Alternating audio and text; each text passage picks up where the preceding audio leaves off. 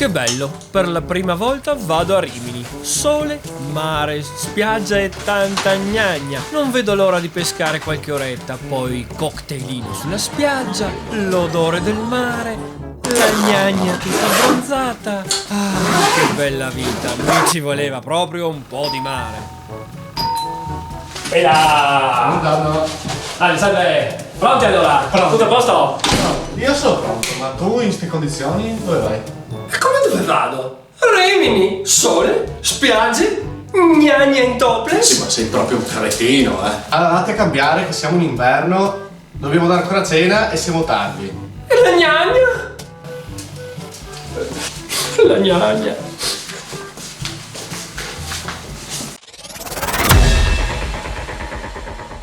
Arriviamo alla motonave Bella Rimini che ci porterà a pesca e visto che come sempre eravamo in ritardo pazzesco aspettavano solo noi per partire. La giornata non prevede un meteo troppo clemente ma l'uscita dal porto è davvero pittoresca e abbiamo tutto il tempo di preparare attrezzatura, conoscere i nostri compagni di viaggio, un check alle esche e poi, dopo più di 4 ore di strada di notte, quasi quasi ci scatta anche un bel pisolino per recuperare le forze.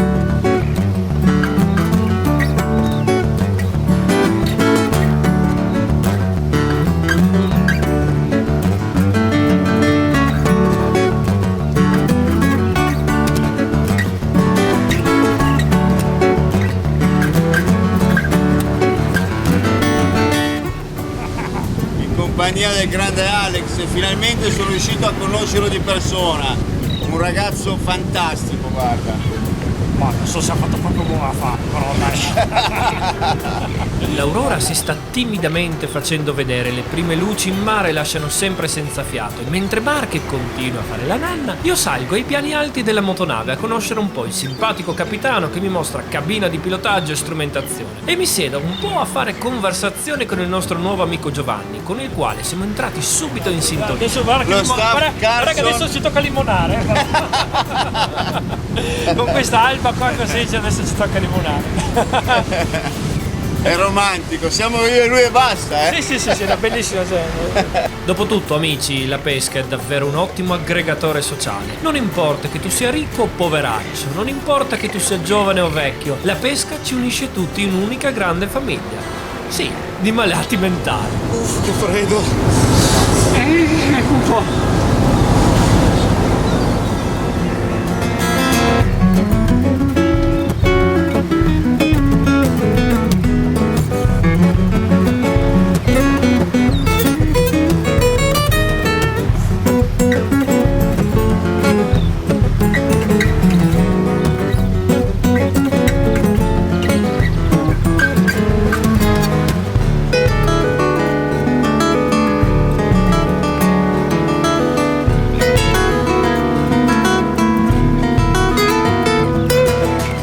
Siamo arrivati finalmente sul punto prescelto e mentre l'equipaggio sistema ancora le ultime cose, sbruma e prepara le varie postazioni di pesca, tutti i pescatori iniziano a fremere. Chi più veloce ha già preparato tutto e inizia già a pescare. Chi come noi invece è più lento di un bradipo assonnato inizia appena ora a preparare l'attrezzatura.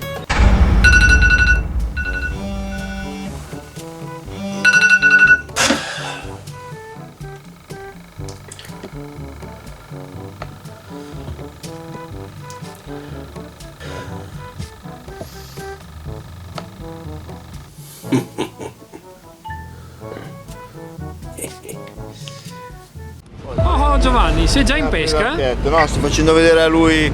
Ciao! Ciao! Sto facendo vedere al mio amico come deve iniziare a pescare. Bene, bene!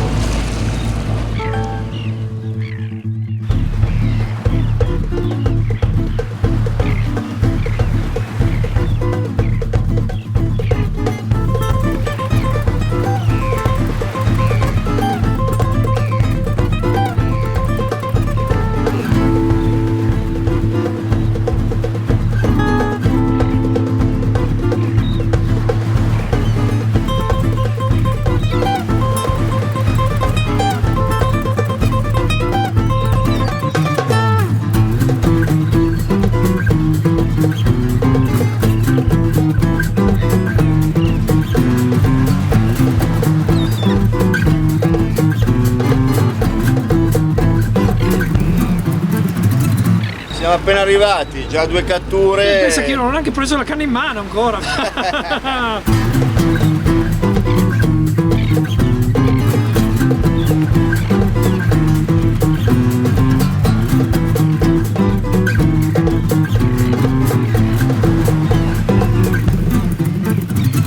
Beh dai, qualcosa mangia, dai. Sì, qualcosa mangia. In realtà mangia ogni lancio. La butti! Sì, dai. Sì. Noi vogliamo gli sgombri. Cosa vogliamo noi? Gli sgombri continuano a non arrivare, ma chi se ne frega? Guardate qua, queste bombe sono divertentissime.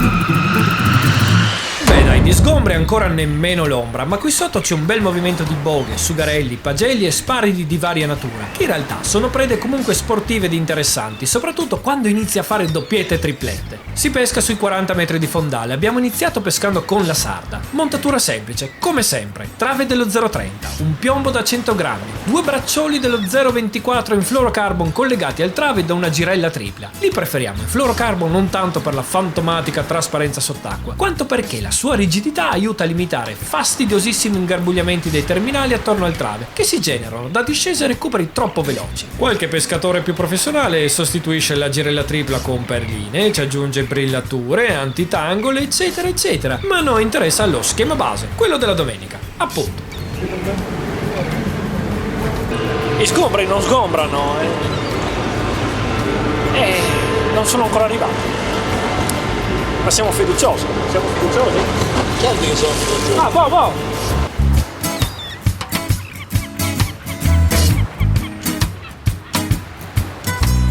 Nonostante non sembri, visto il corpo lungo affusolato, tipico di sarde o latterini, la boga è un pesce appartenente alla famiglia degli sparidi, come saraghi ed endici. È un pesce che vive in grossi branchi, si può trovare sia sulla costa dove è divertentissimo pescarlo con la bolognese e il pane, sia in mezzo al mare, con profondità che variano fino ad oltre i 100 metri. Ha una misura standard che va dai 15 ai 20 cm, ma può tranquillamente superare i 30. È una specie ermafrodita. È curioso infatti che molti individui giovani siano femmine e poi invecchiando si trasformino in maschi. Ha carni delicate ma molto buone, però bisogna curarle subito dopo averle prese, altrimenti la fermentazione del contenuto del loro intestino rovina il sapore delle carni.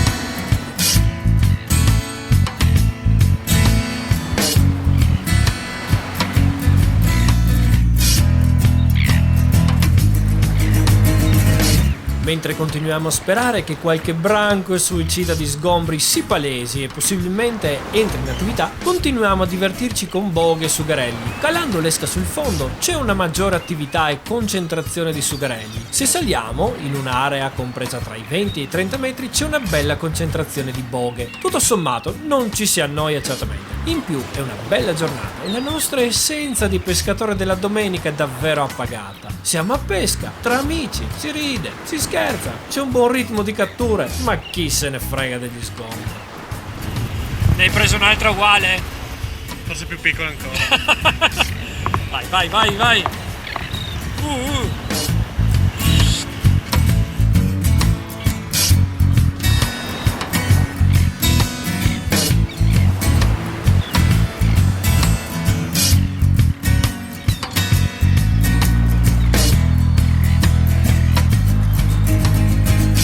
La mattina passa veloce, la pesca a Bolentino risulta davvero divertente, ma ad un certo punto il branco di boghe che pensavamo infinito cessa di abboccare e i sugarelli erano in pausa pranzo. Così non possiamo far altro che andare a mangiare, perché come sempre, quando il pesce non mangia, mangiamo noi. Ma mentre tutti sono a pranzo, io quatto decido di cambiare strategia. Non tanto perché mi sento particolarmente ispirato, più che altro per togliermi di dosso un po' quell'odore di sarda devastante. Così monto sulla mia canna i sabicchi e solo soletto inizio a calare la mia insidia per vedere cosa possa succedere. La giostra ricomincia, richiamo immediatamente Marche all'ordine e si ritorna in pesca.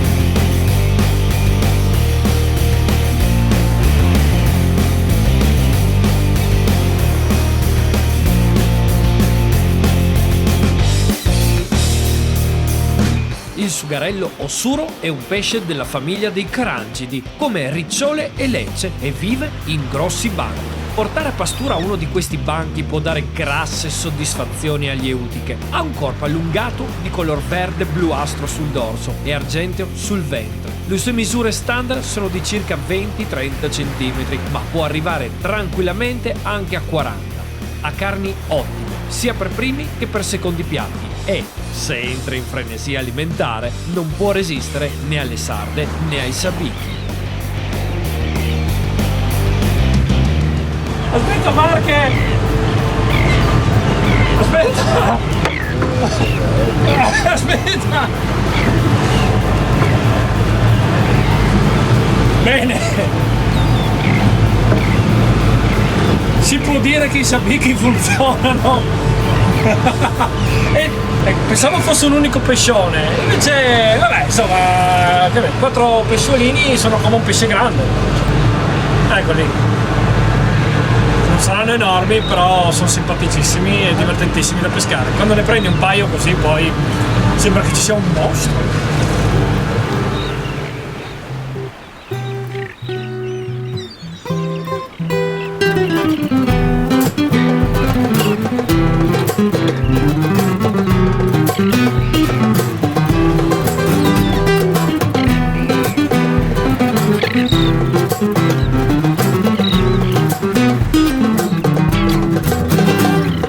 È davvero divertente pescare con i sabicchi. Cagliamo la nostra lenza fino a raggiungere il fondale e lì ci mettiamo a far saltellare allegramente le nostre piumette. Gli attacchi sono praticamente immediati. Non mi metto nemmeno a ferrare. Aspetto. In questo modo do il tempo a più pesciolini di allamarsi e quando sento proprio la lenza che se ne va per conto suo, inizio a recuperare. Sfruttiamo la loro frenesia alimentare e i risultati sono, come dire, evidentemente divertenti.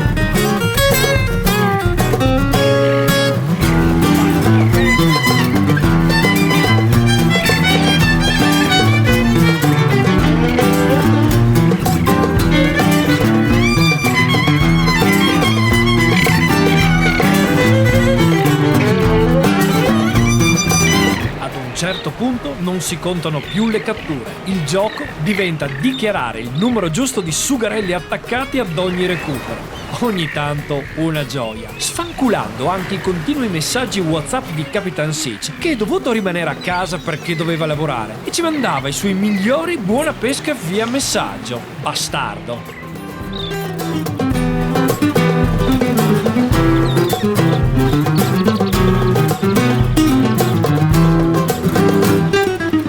Piccolo accenno sull'attrezzatura. La canna che usiamo oggi è una 4 metri, leggera, flessibile e una canna un po' per tutte le pesche, con vettino intercambiabile. Possiamo scegliere di usare quello più leggero e morbido o quello più rigido, scelta da fare anche a seconda della grammatura che saremo obbligati ad utilizzare causa scarroccio. Oggi, sia io che Marche stiamo usando il vettino più sensibile, questo perché le prede che stiamo insidiando non sono grossi predatori e le loro tocche sull'esca sono davvero poco percettibili a 40 metri di profondità. Nonostante tutto è abbastanza rigido da permetterci di ferrare con prontezza. La profondità sulla quale peschiamo, il nylon con la sua elasticità sono infatti variabili che ci accompagneranno per tutta la giornata.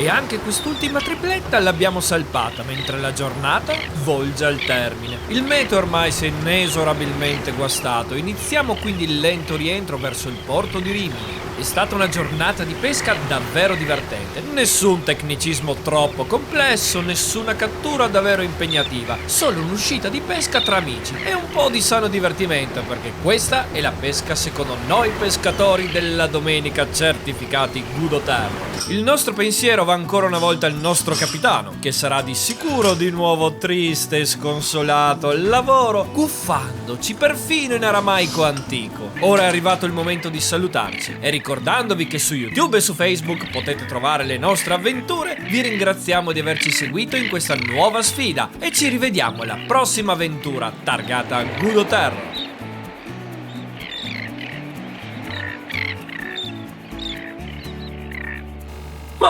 E quindi e la gnagna? No, gnagna?